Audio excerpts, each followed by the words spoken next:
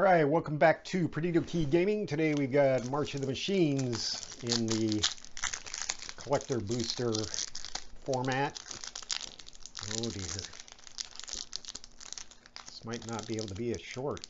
Am I right? Christ. I should just keep a knife on hand or something. Anyway, foils up front, Temporal Cleansing, Consuming Aetherborn, Crystal Carapace, the Historian, Scoured Barrens, Gargantuan, Barrage, Foily Plains, Elesh Norn, Breach the Multiverse, that's pretty handy, Commander card, Vector, Timurit, Chosen from Death, Renata, Call to the Hunt, and a Transcendent Message, along with a Seasoned Perverter of Truth and a Ren token. All right, let's see. I'll probably be able to cut out some of that struggle session. All right, these emblems, don't throw them away. Some of these tokens, just saying. Rather throw $1 in the frickin' garbage. Renata, Call to the Hunt.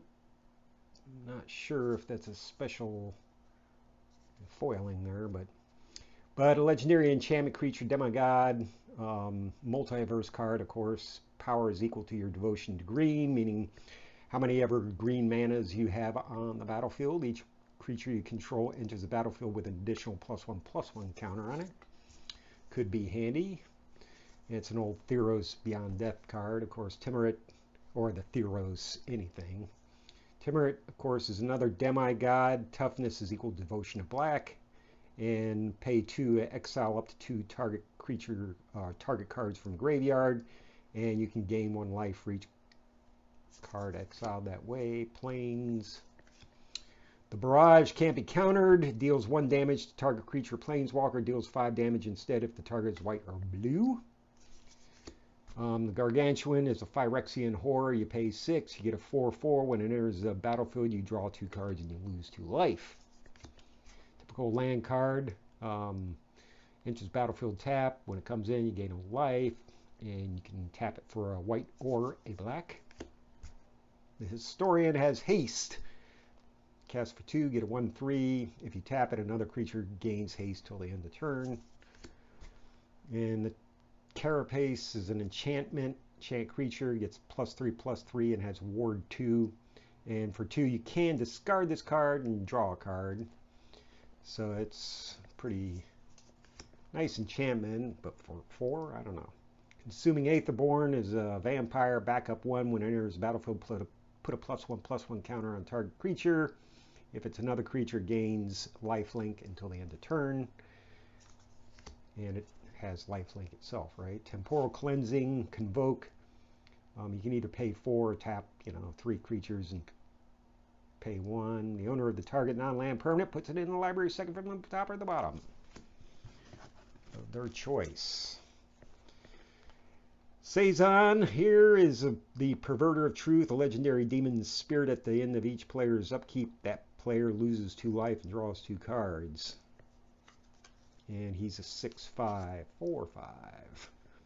And Convoke, draw X cards. So can use your creatures to help cast this and get a bunch of cards in return. Filigree Vector is a Phyrexian construct for your commander decks. When he enters the battlefield, put a +1/+1 counter on each number of target creatures and charge counter on each number of target artifacts.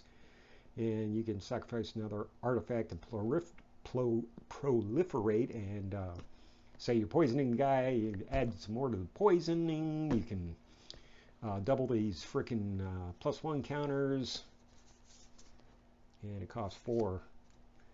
Breach the Multiverse, of course. Each player mills 10 cards for each player. Choose a creature or planeswalker card in that player's graveyard. Put those cards on the battlefield under your control, and it becomes a Phyrexian. So for 7, that's pretty good card. I think everybody agrees. Elesh Norn needs no introduction. A 3/5, you can cast 4.